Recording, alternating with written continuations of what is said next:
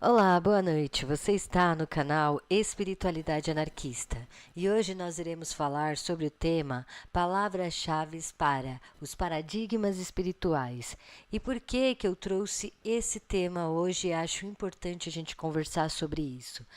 Pois, quando a gente vai conversar sobre a cultura espiritual que nós temos na sociedade, as pessoas acabam fazendo erros rudes de interpretação dos conceitos das palavras, às vezes até mesmo confundindo uma palavra com outra, às vezes colocando religiões nos mesmos lugares, como se todas as religiões estivessem falando a mesma coisa.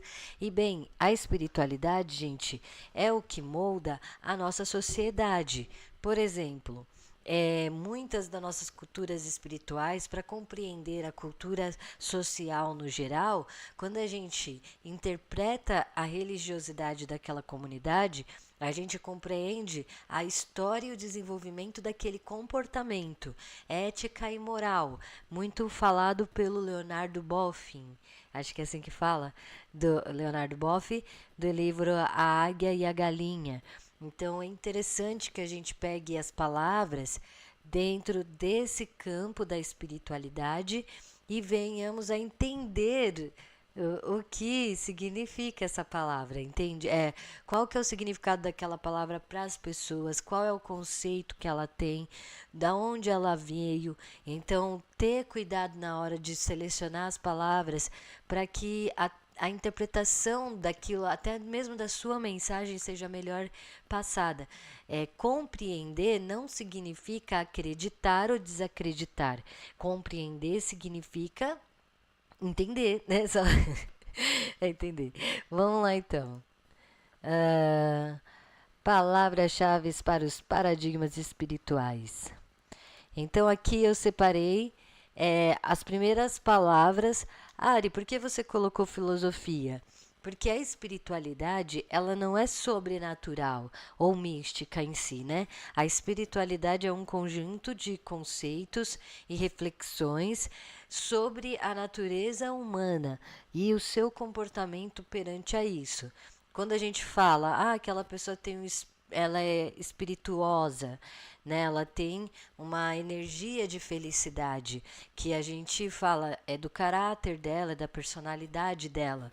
Então, essa espiritualidade, espírito, esse conjunto todo de palavras que vem sendo construída conforme o tempo e que nasce da filosofia como uma forma de explicar as coisas, mas que vai ganhando, então, lembrando a ciência filosófica, a ciência física, a ciência química, a ciência, todas as ciências, ela esteve unida à espiritualidade, né?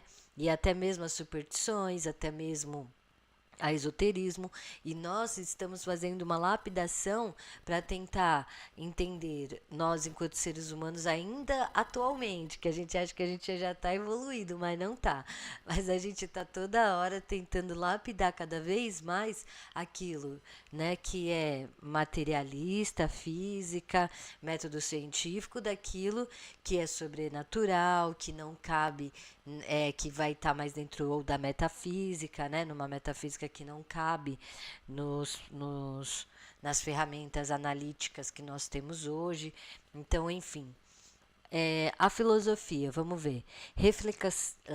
Reflexões profundas sobre todas as questões da natureza humana, abordando desde o conhecimento até a ética e a existência nos aspectos materialistas ou subjetivos.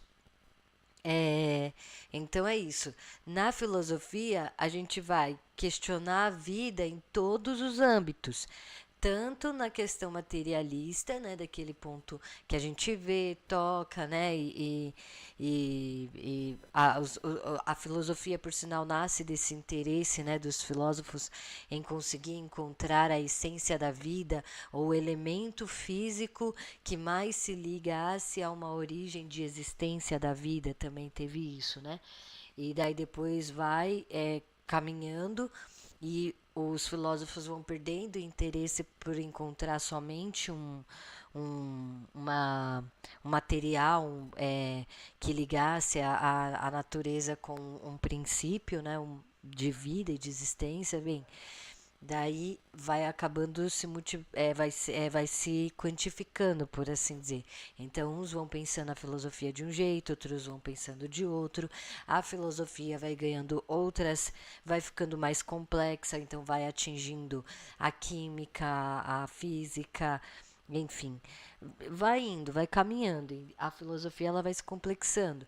Então a gente faz até hoje, essa lá vai tentando fazer. Então imagina que se a gente que é cientista, estuda, pesquisa, lê e tal, já é difícil às vezes a gente conseguir separar o que é superstição do que é realmente ciência, o que é pseudociência, ou aonde eu estou tendenciando as pessoas a irem sem uma reflexão ou método científico adequado.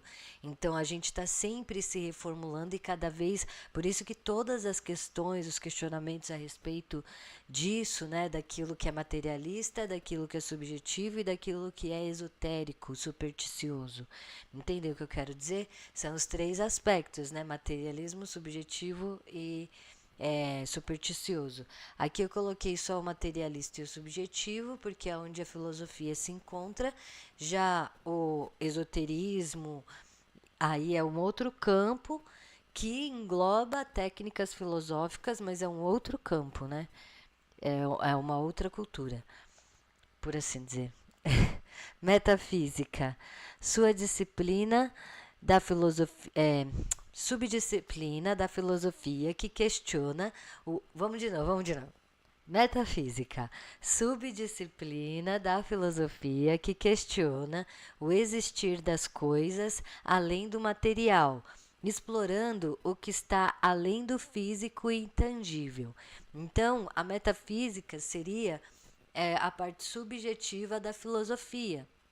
Então, por que que todas as coisas no universo parecem tão harmoniosas para a existência do ser humano, da vida, né, daquilo que é orgânico? Então, quando você pensa, teve uma explosão de energias, ou teve uma expansão por causa, sei lá, o ser humano ele é infinito, o universo é infinito, o universo não é infinito, existe consciências superiores que a gente não consegue ver ou deixa de ver. Aí pode ser que eu já esteja caminhando um pouco mais, né, para uma metafísica mística, não sei, mas toda essa a filosofia ela tem esse cunho, né, da subjetividade da metafísica. Por isso que a metafísica ela tem essa linha tênua entre aquilo que é supersticioso, esotérico, enfim, e aquilo que é materialista uma subjetividade que não foge tanto da materialidade. É algo, tá vendo? É bastante sensível. Então, a gente não precisa também pressionar as pessoas a estarem já tão acordadas assim em algo que para até nós mesmo é difícil de separar. Por mais que pareça que não, porque a gente pensa que a gente já tá meio que, né? Ah, agora eu já. Mas na verdade é uma prática diária, né? De a gente se autoconhecer, verificar os pensamentos, enfim. Aí eu fiz esse slide, lembrando que esse material está lá na página Espiritualidade Anarquista e tem bastante conteúdo que deu muito trabalho de fazer. Cada um desses GIFs, cada uma dessas letras e estilo e essa bagunça toda que eu fiz aqui, só para deixar bonitinho as coisas. Então, vamos lá, espiritualidade. O que que é espiritualidade então? Eu coloquei esse desenho que é todo mundo junto, tecendo, né, a cultura social. É todo mundo junto, interligado em uma grande rede que faz uma bonita mandala. E essa mandala é a espiritualidade, a humanidade.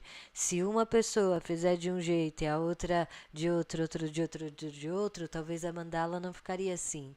Talvez a mandala ficasse diferente, talvez ficasse até mais bonita, não sei. Ah, vocês acharam que. Bem, a abordagem filosófica individual sobre a vida. que busca conectar o ser com o coletivo e o transcendente, onde mora a ética e a moral. Veja, aqui não tem juízo de valor, de bom ou mal. Então é abordagem filosófica individual sobre a vida. Veja só, se um homem é machão. Aí ele está lá no machão e aí ele pensa que o preto e o branco, que se refere ao bem e o mal, devem existir. Então, ele que segue uma linha de pensamento da Skull and Bones. Por que eu tô querendo mexer com as coisas mais pesadas, né? Tá bom, deixa, eu vou dar outro exemplo. Deixa eu pensar. Ah, não, vai. Se a pessoa ela pensa que o bem e o mal devem coexistir e escolhe para si que ela vai fazer o papel do mal e que Deus vai ficar feliz com isso, então vocês veem que a abordagem filosófica individual dela sobre a ética e a moral é de que a dualidade do bem e do mal existem e que ela tem que escolher uma posição dentro disso. E aí, em vez de ela escolher a luz, ela escolhe o ao outro ponto, o ponto de fazer maldade, de ser opressor, de passar por cima das pessoas para ter o que quer. E aí, conforme ela vai fazendo essas maldades, ela realmente vai crescendo dentro do sistema capitalista e acredita que talvez, né, se ela tiver uma crença supersticiosa, que foi a entidade que deu para ela, mas na verdade é porque ela abusou do sistema coletivo ao qual ela está, né? Então, é aí como é que ela vai lidar com isso? Ser coletivo e o transcendente. Então, é, que busca conectar-se o ser com o coletivo. Então, mesmo que a pessoa esteja no negativo, na parte do lado mal da força, né? O que acontece? Ela vai estar querendo. É assim que ela programou a mente dela para estar dentro, convivendo dentro do coletivo. Entendem o que eu quero dizer? E assim é que ela acha que transcende ao universo. E é onde a gente começa a perceber a moral e a ética da pessoa, dependendo do comportamento dela. Porque, mas Ari, o que significa isso? Significa que se ela é cristã, ela é boa, e se ela é satanista, ela é má? Não, não é isso que significa. É muito mais complexo. O que eu tô querendo dizer assim, é que é a base da compreensão também. É uma base de compreensão dos elementos que aquela pessoa está programando dentro do coletivo dela, quais são a moral, o que ela pensa sobre moral e ética. Ela é ateia, só que ela é ateia ou ateu, por quê? Porque a abordagem filosófica individual sobre a vida que ela tem é de que não existe nada supersticioso ou sobrenatural em volta dela, né? Não tem Deus, nada, só existe o material. Ok, aí, como que ela vai buscar conectar-se com o coletivo? Ela vai criar nela mesmo a própria ética e a própria moral para ela. Então, ela vai pensar: eu faço bem para as pessoas, porque independente do que vai da gente, né, voltar para a Terra, por assim dizer, né, ir para a Terra de novo, mesmo assim, a vida é importante, a vida tem o seu brilho, a vida tem, né, o coletivo tem a sua importância. Então, ela vai ser uma boa pessoa para o coletivo, independente dela não acreditar em Deus ou em qualquer coisa do gênero. Mas ele, né, pode ser ele ou ela pode ser um ateu que busca conectar-se com o coletivo, né? A sua ética e a sua moral não. Ele acha que a natureza é feroz e ele também é feroz, e por mais que ele não acredite em nada, ele ainda assim maltrata as pessoas ao redor, aí também abusa do coletivo, consegue muita coisa dentro do coletivo e às vezes até usa isso como forma também de falar, tá vendo? Eu sou ateu, consegui passar por muitas coisas e venci o capitalismo sem precisar de Deus ou de uma espiritualidade. Enfim, é muito sutil essas coisas, não é? Ou eu estou viajando? Mas parece óbvio, mas o que eu estou querendo dizer aqui, e por isso que eu estou dando tanta atenção à espiritualidade, para entender o que é espiritualidade. É você tecer as coisas com a coletiva, é você construir junto com o coletivo a cultura. Então, individualmente, a minha crença, ela ela está construindo uma cultura social. Então, se por exemplo, o satanismo é muito interessante porque ele tem essas duas vertentes, né? Eu acho que eu baixei. Ah, não baixei aqui a egrégora, acho bem, enfim. Por quê? Porque vai ter o grupo que é satanista que vai numa questão de rebeldia social, principalmente contra as igrejas patriarcais, monoteístas muito ferrenhas, né? Então a pessoa fala, eu sou satanista, mas a pessoa nem acredita em Satanás, ela não acredita em nada dessas coisas, mas ela monta todo um figurino, né, de demônios, de tatuagens de caveiras e coisas assim bem, né, parecendo satanista, com toda a egrégora satanista que a gente vai falar sobre isso. Aí ela pega e monta nela toda. E então o que, que ela está fazendo? Ela está passando uma mensagem e ela está contribuindo para a cultura social. Ela é importante, você, o seu jeito, todo mundo é importante para a construção cultural. Mesmo que agora a gente esteja tão individualizado por causa do quântico, né? Daquilo do globalização em si. Mas aí depende, daí de repente, né? Ela pega e pensa que o satanismo é tudo isso que é rebeldia, que é ir contra o sistema e tal, mas nem sempre. Tem os satanistas que não, que eles acreditam mesmo naquela egrégore né, do Satanás e que eles são os filhos que Deus pediu para vir na Terra para causar confusão e rebeldia. Eles Aí tem outras abordagens, e até mesmo dentro do satanismo tem os perdidos, os encontrados. Então vai tendo várias outras vertentes, as mais leves, as mais pesadas, sempre de núcleo patriarcal em si, né? A maior parte, digamos assim, 99,9%.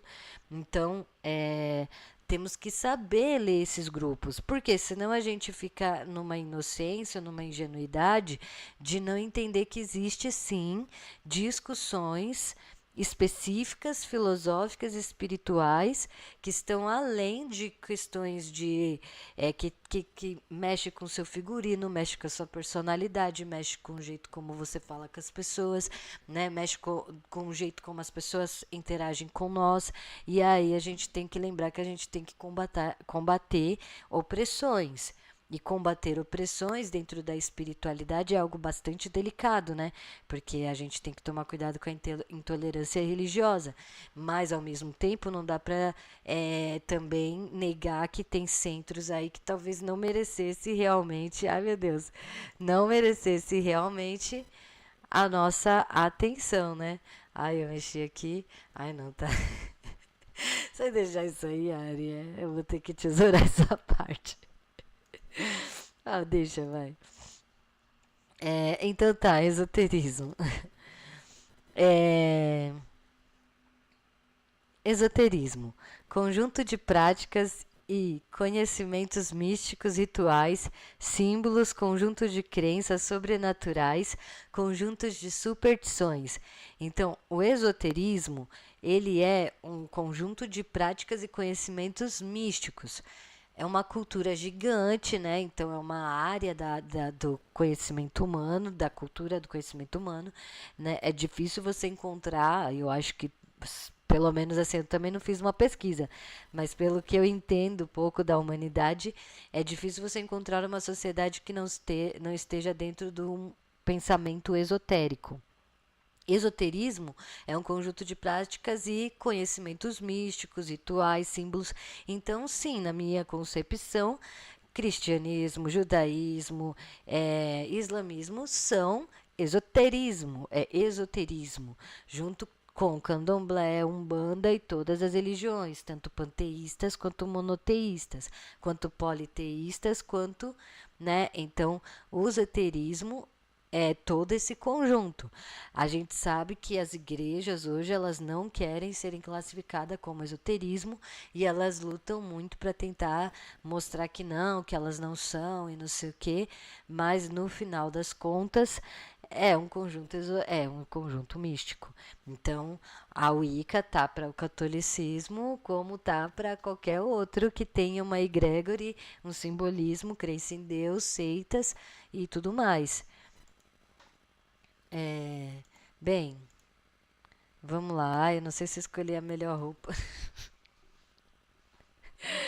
Vamos lá, vai. É...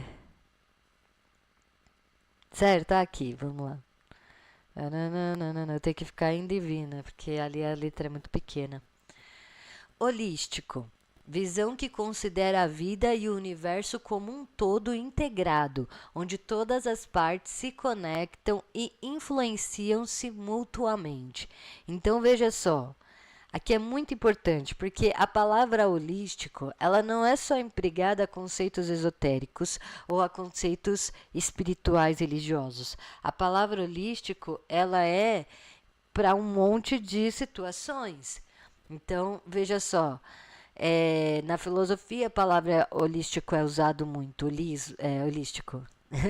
Mas muitas pessoas acham que não, que é só para a espiritualidade. Contudo, a visão que considera a vida e o universo como um todo. Então, holístico é isso, é quando você vê aquilo por um todo.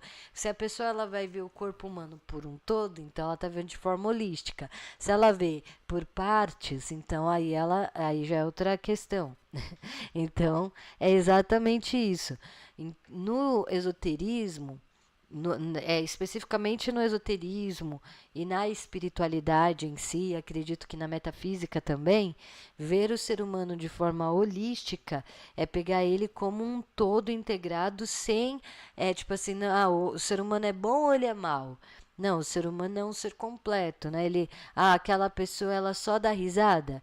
Impossível, né? Todo mundo ri, chora e experiencia, talvez um pouco mais, talvez um pouco menos, as energias mais opostas. Então, isso é que é ver o ser humano. Isso não está dentro do esoterismo ou de uma superstição, acreditar que o ser humano vê o ser humano como um todo é uma técnica, né, de reflexões. Religião. Estrutura de hábitos, costumes, crenças místicas, metafísicas, ai, ixi. Ah, tá. De novo, vamos lá. Religião, estrutura de hábitos, costumes, crenças místicas, metafísicas, esotéricas, que se forma uma filosofia de vida para os seus praticantes. Então, a religião, ela já é, então, hábitos, costumes. Aqui é realmente quando a gente vê o esoterismo, a religião já é o sistema da prática daquilo que foi construído dentro da filosofia esotérica individual de cada pessoa. Né? Então, que é todo um conjunto de espiritualidades. Digamos que o sistema fosse esse da cultura, da religiosidade e como que isso vai então interferir diretamente no costume do capitalismo, certo? Do capitalismo e de toda a cultura que a gente vê. Então a religião ela move o mercado, ela move por quê? Porque move o costume das pessoas. Então a gente sabe que hoje o pessoal compra muita vela, tem uma procura muito grande de pedras e tudo isso vai interferindo na natureza, vai interferindo nos hábitos das pessoas. Esse conjunto de hábitos e costumes, crenças místicas, então. É isso. Metafísica esotérica. Qual que é a diferença de uma metafísica subjetiva, uma metafísica esotérica e uma metafísica filosófica materialista? Será que daria? Não, mentira, materialista não dá. Então, é uma metafísica esotérica e uma metafísica subjetiva. São as duas que dá, né? Acho que é isso. Por quê? Porque a metafísica ela é tudo isso que é intangível. Mas seria, por exemplo, a metafísica subjetiva é você falar que se o ser humano é bom ou ele é mau. Isso é uma metafísica, porque o sentimento a gente não pega, o sentimento não dá pra você, né, segurar. Aí você vai falar, não, vamos ver o ser humano de forma holística. Daí você quer dizer que você quer ver o ser humano como um todo. Então é uma metafísica filosófica subjetiva.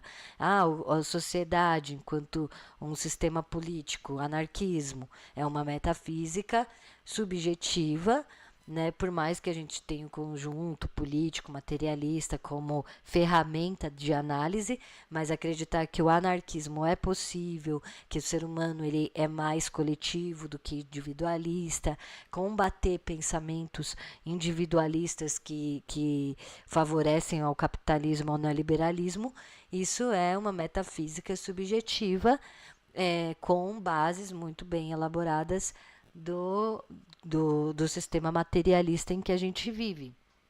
Ai, meu Deus. Ui, ai, ai. Ai, mas é isso, não é? Eu acho que é isso. É, então, já a metafísica esotérica, acho que já deu para entender, né? Acho que eu consegui. Será que eu estou certa? E agora? Vamos lá. É, egrégores. Vamos ver as egrégores. Então, tururu, turiru, turiru, tururu, tururu. Eu tenho que ficar mudando aqui, pessoal, porque eu não consigo enxergar, né? Então, egrégores. Egrégores significa coletivo de símbolos, panteões, costumes, roupas que engloba uma crença religiosa. Egrégore cristã, budista, islamista, wicana. Então, aí eu usei isso aqui só para, né, ter uma coisa para desenhar ali.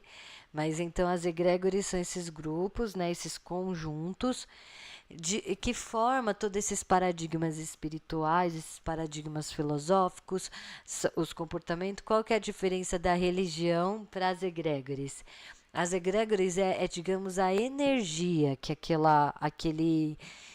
esses símbolos trazem, os panteões trazem, os costumes. É como se a gente estivesse falando aqui agora de uma forma mais subjetiva. A religião é uma forma mais materialista, né? Digamos assim, tem templo, tem altar, aí você vê, aí é uma coisa que tem mais propriedade política, social, histórica, né? As religiões. Já as egrégores é o que está dentro dessa religião, né? O que forma toda essa religião dentro dela. E aí a gente tem a egrégore cristã, por exemplo, a cruz. Aí a egrégore cristã tem as egrégores que tem Jesus na cruz e tem as outras que não permite a cruz com Jesus, não é? Tem umas coisas assim. Então, cada egrégore também o cristianismo é muito complexo, muito antigo, então ele tem várias egrégores para ele. Entende a diferença? Todas são religiosas, mas cada um carrega uma egrégore, uma energia, um padrão diferente de comportamento. O budista, né, com aquelas roupas dele, os islamistas, os wiccanos, a gente vai até ver essas diferenças. Ai, aqui mudou, peraí. Sobrenatural aqui embaixo. Nós estamos indo para o Halloween. E no Halloween as coisas místicas acontecem. Depois do Halloween ainda tem os dias dos finados. Então, sobrenatural. São crenças em seres que desafiam as leis da física, estão no campo da imaginação humana, até que se prove o contrário. Tô brincando, gente. Então, as crenças, a gente tem, o sobrenatural digamos, um plano, né, da cognição humana que cria e fantasia possibilidades, e as pessoas elas criam aquela situação de uma forma tão poderosa que ela acaba se disseminando aí pela sociedade toda. O sobrenatural, ele não tem uma lógica, ele não tem provação científica. O sobrenatural, ele é simplesmente, realmente, a pessoa acredita que, por exemplo, um espírito é algo sobrenatural. Os ETs. Os ETs, Ari, os ETs são sobrenaturais? Claro que sim. Quem já viu um ET aí? Todo mundo levanta a mão, né? A gente já viu um nave, mas até agora ninguém viu de fato, né? Então, já conversei com aviadores Uma vez eu conheci um aviador que ele tinha 60 anos, era aposentado, ficou 40 anos da vida dele pilotando, pilotando aviões. E eu perguntei para ele: você já viu alguma coisa estranha no céu? E ele falou: olha, eu sempre tive vontade de ver e eu nunca vi. Ele falou que ficou olhando, procurava toda vez e nada. Então, é meio complexo essa coisa de extraterrestre, já que a gente não tem realmente nada palpável agora, cientificamente, que seja um fenômeno mesmo, né? Como, por exemplo, um cachorro, um gato, a gente, né, tem ali. Agora, um extraterrestre ainda está no sobrenatural, ainda está no campo do sobrenatural da imaginação. E vocês veem que ele cabe bem direitinho aqui, né? Paz e amor, bicho. Vamos lá. Então, agora nós temos aqui, ó, que bonitinho. Eu escolhi esses efeitos pra gente ver. Acho muito fofinho. Superstição. Então, o que, que é superstição? É a crença na manipulação, na sorte azar, dependendo de ações que não estão ligados com a realidade. Algumas são entusiásticas, já vou explicar, como pular sete ondinhas, ou mais negativas, como acreditar que a sexta-feira 13 pode trazer coisas ruins. Então, nós temos várias superstições. A superstição, ela faz parte do ser humano e está dentro também muito ligada àquela coisa, aquele sentimento que a gente tem de que nós estamos conectados à natureza, ao universo de alguma maneira, né? Então, a gente está com essa ideia de, essa é a crença, né? De achar que a gente está conectado de alguma coisa e essa coisa está nos ouvindo. E aí, se você, sei lá, pular sete ondinhas, você vai ter sorte na vida. E é bonitinho isso, né? Legal, divertido, o pessoal fica feliz. Mas também tem aquelas superstições que a gente começa até atrapalhar a nossa vida. Que se a faca cai, aí a gente pensa que pode ter briga, então a gente arrasta a faca. Eu tive muitas superstições na minha vida, meu Deus, muitas. Teve uma superstição que até hoje eu não tirei, não tem sentido nenhum. Mas toda vez que eu tropeço, eu tenho que dizer: não dou, não dou, não dou. Não tem motivo algum para eu fazer isso. Mas eu não sei por que eu não consigo parar. E é muito complicado, porque quando você tá andando na rua, né? Aí essas calçadas são todas, né? Todas tortas, quebradas. Então, para você tropeçar, você acaba às vezes tropeçando mais de três, quatro vezes num dia, né? Imagina como que o meu sistema tá um pouco bugado. Então, tem várias superstições que a gente pega para nós. Algumas fazem parte da nossa espiritualidade e que nos dá ânimo, não sei, né? De repente, acender uma vela verde vai me trazer paz. E isso é uma boa superstição. Acreditar, é claro que vai estar. Aí a pessoa às vezes vai falar: não, mas eu não quero que isso seja colocado como uma superstição. Eu acho que acender vela não seria uma superstição, seria mais para crença religiosa mesmo, mais misticismo. E a superstição tá mais dentro desse conjunto de, sabe, passar debaixo da escada dá um azar. Tipo, não tem muito de onde veio, né? Ou, por exemplo, o gato preto, ou. Sei lá. Tô pensando aí, o chinelo, né, virado de ponta cabeça faz a mãe ficar doente. Tem até o Cris, né, mostra umas cenas assim. Enfim, então tem vários motivos. Misticismo é a atribuição dos conceitos metafísicos sobrenaturais no seu dia a dia, acreditando que isso motiva energias astrais ao seu redor. É a atribuição dos conceitos metafísicos sobrenaturais no seu dia a dia, acreditando que isso motiva energias astrais ao seu redor. Então, o misticismo está ligado diretamente ao esoterismo e a crenças ao sobrenatural. Então, a pessoa mística, ela está acreditando que ela está, de alguma maneira, mexendo com as energias. E aí, dessa maneira, ela vai modificar os resultados ao seu redor de alguma maneira, né? É, você pode pensar que o misticismo, diferente da superstição, então você vê que as superstições são uns conjuntos, né, de coisa que a pessoa cria na cabeça. Algumas superstições elas são coletivas, outras superstições a pessoa própria cria para ela. Pessoas que têm toque, antigamente eram muito chamadas de supersticiosas, né? Daí eu acho que hoje em dia já tem uma separação um pouco sobre isso. Enfim. E o misticismo não. O misticismo, então, é, por exemplo, se eu acender uma vela, agora sim, se eu acendo uma vela, eu vou acreditar que essa vela ela vai modificar a energia ao meu redor, essa energia que eu não enxergo, mas que ela existe, que é das energias astrais, e aí coisas boas vão vir para mim. Já é diferente, né? Então é um conjunto místico. Não estou falando que isso é verdade ou é mentira. Quem é as bruxanas aí é que diga. Eu só sou uma aprendiz. Então, vamos ver agora o próximo passo aqui, ó. Vamos lá, diferença das. Pronto. Pseudociência. Então, essa é, acho que a palavra hoje mais famosa no meio do pessoal que gosta de conversar. Porque, né? Meu Deus do céu. Parece que falar pseudociência é falar sobre o demônio, não sei. Vamos lá, vai. Pseudociência.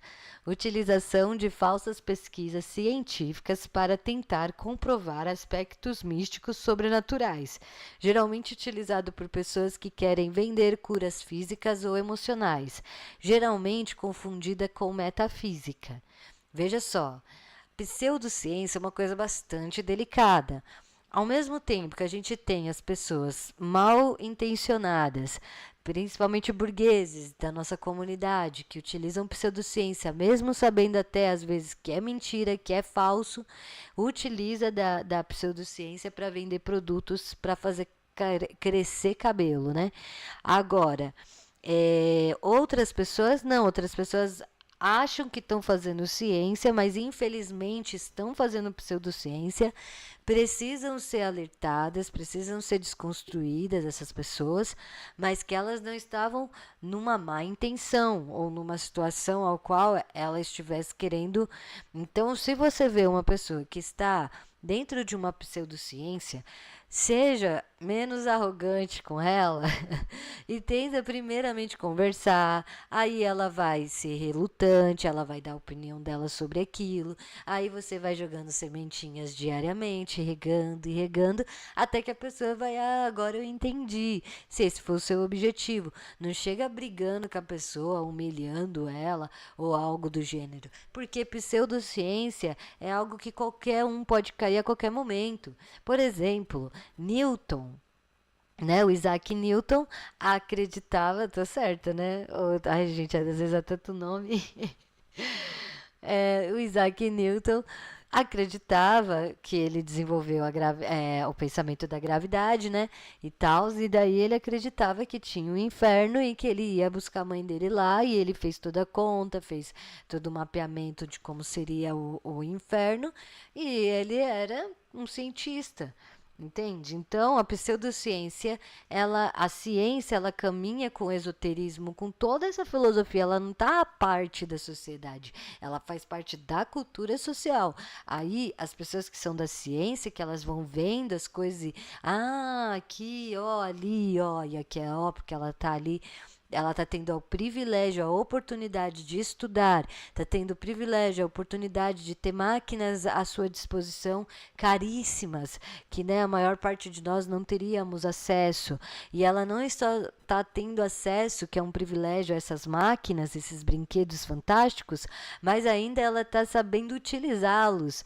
Então, para nós, meros mortais, e podermos acessar esses lugares, eu até, tipo assim, eu quero ir planetário, aí eu tenho que pagar lá o ingresso, aí eu vou, dentro dos limites do planetário eu posso ver muitas coisas, mas em outros aspectos, no estudo mesmo, diariamente, a possibilidade de poder desenvolver pesquisas dentro disso é um privilégio de todo estudante, de toda pessoa que pôde alcançar aquilo. Não estou tirando o mérito da pessoa de estar ali, estou querendo dizer, né, porque privilégio não significa, a pessoa pode ter lutado para ter aquele privilégio, entende o que eu quero dizer? Mas ainda assim, a gente tem que lembrar que nós que temos as informações, conseguimos as informações, precisamos ter carinho às vezes, não sempre, às vezes tem que ser meio durão também. Professora sabe, né? Às vezes tem que ser um pouquinho assim, né? Para passar a informação. Não bravo, não arrogante, não. Os homens não, os homens têm que ser calmo, tranquilo, de boa. As mulheres, a gente tem que ser às vezes meio firme, meio durona, assim, e é assim que é a vida. Aceita. Aceita, Zanzo aceita. Aceita que dói menos. Meu universo. Grupo de estudos ocultistas que, em suma maioria, utilizam... Ah, não, gente, peraí, calma, vai. Aí, o que é pseudociência, então? É pegar um método científico e colocar como dentro, né, tentar forçar esse método científico para provar uma coisa que todo mundo está vendo, né? Todo mundo não tem o fenômeno, né, observável. Os professores vão lá, conversam entre si, também percebem que aquele conjunto de métodos que o aluno ou o pesquisador utilizou não está condizente, tem muitas falhas. Então, método científico também é um trabalho que vem sendo evoluído. O método científico ele vai ganhando atributos, né? Ah, não, para esse e vai ganhando personalidade. Então, cada grupo de pesquisadores de ciência, biologia, humanas, tal, vai ter a sua própria, o método científico que ele é igual a todos, mas ele vai ter que ter diferenças na hora de análises. Então, uma pessoa que está utilizando um aparelho, ela vai ter mais regras, porque ela está utilizando aquele aparelho. Daí vai ter especificações. Então, veja quão minucioso é você perceber aonde está a falha em uma pesquisa científica. Como é difícil, entende, para nós também, meros mortais, ter esse acesso a chegar e ver, olha, às vezes veio a pesquisa científica para a gente fica tão, né, admirado que até esquece de pesquisa, do que é método científico, da onde que foi, se deixou de ter, e isso a gente passou, assim, as pessoas falam muito sobre isso. Então, nas faculdades, hoje nós temos uma faculdades muito complexas, muito difíceis, porque elas estão cheias do quê? Esquerdista? Não, esse não é o problema maior. É um problema também, né, Tricana? Eu sou anarquista, gente. Na minha direita e esquerda, é tudo muito complicado isso aí. Mas o maior problema que nós estamos enfrentando na universidade hoje em dia não é nem a pseudociência. Qual que é o problema maior que a gente está vivenciando atualmente nas universidades hoje em dia? É que é uma empresa, é um mercado. Então, tem professores que pegam e desenvolvem pesquisas científicas, já pensando em pegar essas pesquisas científicas e vender para grandes revistas científicas, grandes empresas e não sei o quê, e fazer dessa pesquisa virar famosa e então ganhar royalties em cima disso, porque as pesquisas científicas também podem virar pop, né? Pode se tornar pop e aí tá sempre atrás do ouro também para ver qual vai ser a ideia genial que pode vender mais dentro disso. Então é um mercado, as empresas vão lá e financiam as pesquisas científicas dentro da onde elas querem que se caminhe aquele projeto. Então a gente vê que muita gente fala que tem muitas investimento para cosméticos e pouco investimento para questões de saúde, que é outra questão também. Então, por exemplo, tem doenças que tem menos pessoas que têm. Então, se aquele número de pessoas que têm aquela doença é pouca, qual é a empresa que vai querer investir em fazer remédio para aquela doença, né, e curar aquela doença? Por causa do capitalismo patriarcal, nós estamos hoje vivenciando uma ciência que está totalmente amarrada, entrelaçada, e é um campo tão ainda não explorado dessa maldade capitalista, por assim dizer, que eu tô falando para vocês aqui coisas que eu fui ouvindo, o pessoal foi falando e discursando, né? Mas não é uma coisa assim que a gente tem, sei lá, a polícia tá investigando e se isso acontece, se isso é bom, se isso é ruim, o governo está refletindo sobre se tal empresa pode ou não financiar aquilo, entende? Então ainda é um campo assim que parece que não está acontecendo, que, né? Mas isso é muito complicado. Isso também atrapalha o desenvolvimento, claro, né? Totalmente da.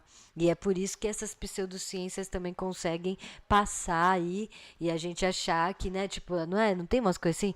Ah, a faculdade de Harvard fez tal pesquisa científica e não sei o quê. Aí a gente vai ver. É claro que a gente não sabe se veio ou não de Harvard, nós que não temos muito conhecimento assim de pegar, estudar mesmo a pesquisa científica, né? A gente só vê as reportagens e tal. Então a gente, nossa, que legal, que não sei o quê, e fica ali abismado com aquilo, e tem o sensacionalismo e não sei o que lá, e quando vai ver realmente foi comprado ali, o pessoal foi tudo comprado e aquela pesquisa não tinha nada a ver, era falsa, era mentirosa. Quem sou eu para falar que Harvard faz uma coisa dessa, né? Eu tô falando aqui, imagina, eu acho que nunca Harvard jamais faria uma coisa dessa, não. Harvard é muito importante, nunca, e nenhuma faculdade jamais faria coisas assim. É, gente, mas vocês entenderam o que eu quero dizer, então. Não estou querendo dizer que, então a ciência, estou desvalidando a ciência. Não é disso que eu estou querendo dizer. Pelo contrário, estou querendo dizer que a ciência, ela é como uma escultura que a gente está esculpindo, entende? Cada vez estamos aprimorando mais ela, os seus conceitos, para que a gente fuja das pseudociências.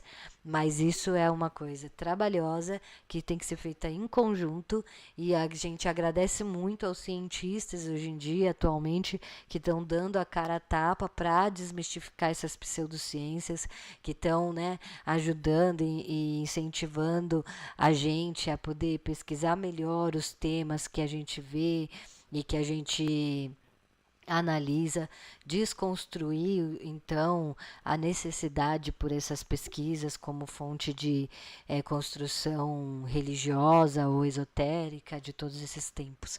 Isso é importantíssimo, gente. Os professores falando, os cientistas falando, a única coisa que eu sempre peço é isso, ter paciência, porque é um fenômeno que faz parte da humanidade, entende? Principalmente dentro do capitalismo, é impossível a gente fugir de todas as pseudociências, eu acredito.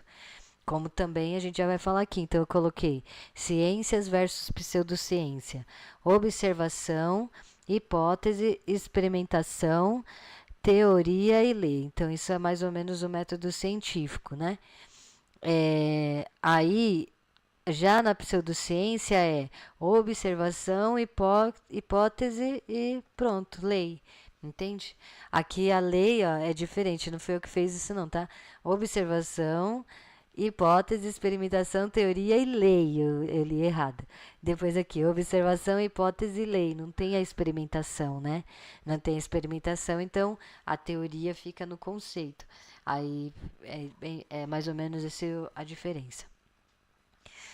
Seita.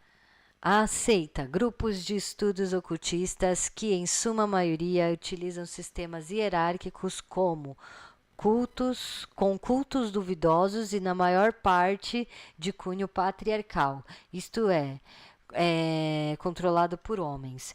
Então, seita.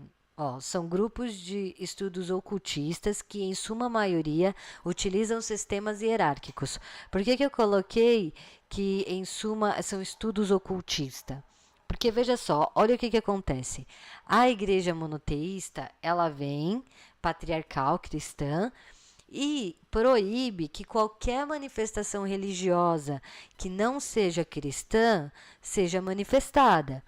Quais eram essas religiões que não eram cristãs? Eram os povos das florestas, eram as aldeias, eram o pessoal que morava nos seus vilarejos. Então, as religiões ocultistas, que ficaram no oculto por causa da opressão da igreja católica e das igrejas monoteístas, elas vão todas virar ocultista.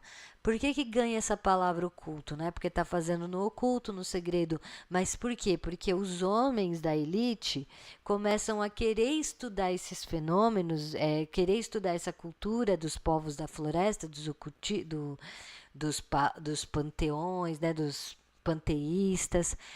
E aí eles vão e levam isso para os centros lá dos seus castelos, seus lugares lá, das suas casas, sei lá. E esses homens se uniam e ficavam tentando fazer os rituais, as magias que eles iam estudando. Então, para eles eram os estudantes ocultistas, entende? Não é que eles eram qualquer coisa assim, não. Não era uma religião, né? Porque se fosse religião já ia direto para religiões, entendeu? Não, eles fazem uma seita. Geralmente eles chamam essa seita de estudos ocultistas. Daí dessa atração que o nome estudo ocultista traz, aí é que quando a pessoa está lá dentro, ela percebe que não era só estudo. Na verdade também tinha ritual, também tinha símbolo que eles estavam desenvolvendo. E aí tem que ver, tem as seitas que não são hierárquicas e que são menos ofensivas na minha opinião, mas ainda assim é problemático, tem que tomar cuidado. E tem as seitas que são hierárquicas. Essas seitas hierárquicas geralmente tem um homem que comanda tudo e como eu posso dizer, os discursos dessas seitas que vão surgindo vão sempre se renovando, vão sempre se melhorando, vão mudando, entende o que eu quero dizer? Então, essas seitas elas são bastante delicadas. Quando tem seitas onde as mulheres é que comandam esses estudos ocultistas e provavelmente viram um convém, né, que aí é grupos realmente que fazem esses rituais, eles são menos hierárquicos automaticamente. Geralmente as mulheres, pelo que eu entendi até agora, as mulheres que mantêm um estilo de fazer seita, seja Wicca, seja bruxa natural, seja algo assim, né? Que pega esses conjuntos e vai tentando elaborar. Lembrando, a Wicca, ela é uma religião, tal, e aí eu falo que é seita, por quê? Porque ela não é uma religião politicamente forte comparado ao cristianismo, o islamismo e os patriarcais em geral. Por isso que a gente chama mais de seita, né? É isso.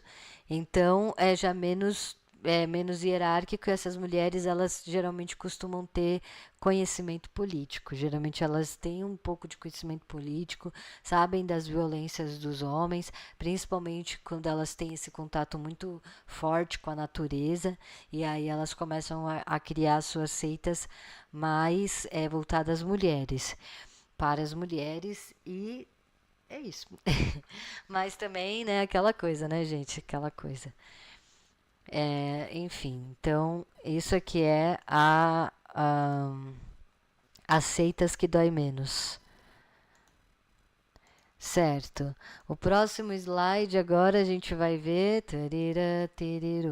o paganismo e a ancestralidade. Então, paganismo é o conjunto de religiões, ritos, cultura espiritual dos povos das florestas que foram dominadas pela elite burguesa para impor o monopólio do cristianismo católico controlado pela maçonaria.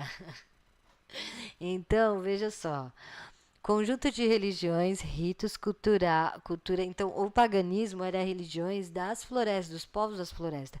É aquelas pessoas que acreditam em vários deuses, né? Panteões, eles acreditam nos panteões.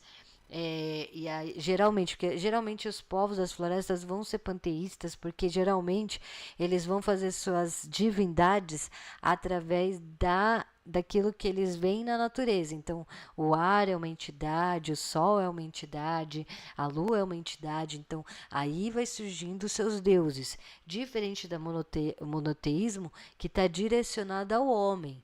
Então, Deus é um homem, daí vem o Adão, aí depois vem Eva, e a Eva estraga tudo, aí estamos aí nessa atividade, né? Então, é diferente do pensamento do paganismo, que já vai vindo de uma cultura mais criativa, no aspecto de ter toda essa natureza como fonte de revelações divinas.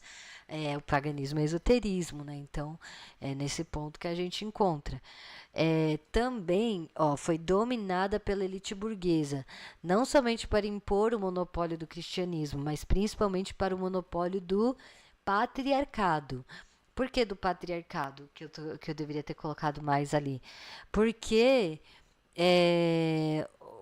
os homens da elite, esses que se chamavam de inteligentes, ricos, eu sei de tudo, não, eu sou inteligente. Aí vai lá, tipo Aleister Crowley, galeras e afins, sabe, essa galera? Então, aí eles iam lá e falavam, a gente estuda ocultismo, e trazia aquelas coisas que dão uma criatividade enorme, né, e uma construção enorme de sistemas, e chega nas pessoas, nas mulheres, e falava assim, então já que eu sei disso aqui, entendeu? E aí oprimia, é assim, pega os conceitos dos pagãos, dos ancestrais, que nem sempre são também muito bons, né? Diga-se de passagem, não é porque é paganismo que é maravilhoso e tudo de bom, não é assim. Agora, né, que eu falei tanto do paganismo que pareceu, né? Não, a criatividade é muito maior, porque tem passarinho ali, ó. Mas o que eu tô querendo dizer é que pega esse conjunto de situações aí, e é isso aí, entendeu? Mas não é porque é paganismo ancestral, é povo da floresta, que toda a cultura deles era linda, maravilhosa. E não, né? As mulheres também sofreram muito dentro de todos os povos das florestas, indígenas, africanos e não sei o que. O patriarcado está em tudo. Algumas são mais maleáveis e matriarcais e outras menos. Então a gente consegue ver ainda, principalmente na África, a gente tem a cultura Ubuntu e já vai ajudando muito, né? Ali o matriarcado também tem muitas histórias muito poderosas do matriarcado, mas a gente sabe que ainda assim é muito menor do que o patriarcado em qualquer lugar do mundo. Então, o que eu tô querendo dizer é isso. Então, quando depois vem se modernizando a sociedade, ali na época da Revolução Industrial, talvez ou antes, que daí começa essa elite, começa a pegar, se apropriar os homens pegam essa cultura, invadem e pegam essas pessoas que não querem ficar só indo para o catolicismo, que quer experienciar a sua espiritualidade de uma outra maneira, então estão vulneráveis espiritualmente, pegam essas pessoas, contam histórias para elas, levam elas para onde eles querem, e lá eles fazem rituais e abusam dessas pessoas, que geralmente são trabalhadores simples, mulheres trabalhadoras, homens trabalhadores, e que essa elite que não tem o que fazer fica fazendo essas coisas aí, entendeu? Não tem o que fazer, fica fazendo isso. Uh, Ancestralidade é a sabedoria dos povos das florestas, que buscam melhorar a vida coletiva de toda a comunidade. Seus insights são passados através de histórias metafóricas, músicas e contos. Então, veja, a ancestralidade, ela é diferente. Por quê? Porque ela não está necessariamente conectada à crença. Na ancestralidade, todo mundo pode sair aprendendo, todo mundo pode aprender o costume. Então, na ancestralidade é uma palavra que ela tem um cunho muito mais positivo, de luz, de sabedoria, que é difícil. Claro que a nossa ancestralidade é formada na essência da palavra ancestral. É claro que a gente vai ter o bem e o mal também, né? Mas se a gente for mesmo pegar o sentimento da palavra ancestral, né, jogando mais para o abstrato subjetivo, a gente sente que é para positivo, para a luz, para a sabedoria. Então, essa sabedoria, por exemplo, que eu coloquei aqui, né, a digamos, eu não sei se seria isso, mas falando que seja a filha fazendo as tranças da mãe e a avó fazendo as tranças da filha e assim vai o ciclo, né? Então é um bom costume sendo passado de ancestralidade para ancestralidade. E talvez enquanto ela tá ali fazendo essas tranças, a avó tá contando uma história, né, de uma vivência que ela teve, de um sonho. Ela tá contando o que ela acredita que é o ar, que é o céu, que é a natureza. E elas estão ali conversando sobre as perspectivas da vida, da filosofia humana, e que não é valorizado porque não é os elites, homens de terno e gravata que falam. Então, tudo tem que vir dos homens de terno e gravata, intelectuais com seus cachimbos na mão ou com suas grandes barbas, né? Mas não, a sabedoria, filosofia, história, tanta coisa que a gente perde, tanta coisa porque a gente está longe da nossa ancestralidade, a gente não bota fé na nossa ancestralidade. Então é isso, né? É a vida coletiva que vem sendo. E é isso que eu tento resgatar na minha página, a ancestralidade, essas histórias, esses contos, essas deusas e deuses que fizeram bem, que podem ser ressignificados, e a compreensão das palavras, daquilo que a gente pode entender. Ai, ai, é isso, gente. Muito obrigada por assistirem até aqui. Eu não sei quanto tempo deu de vídeo, eu espero que tenha sido divertido. Desculpem aí alguma coisa e até mais. Tchau, tchau.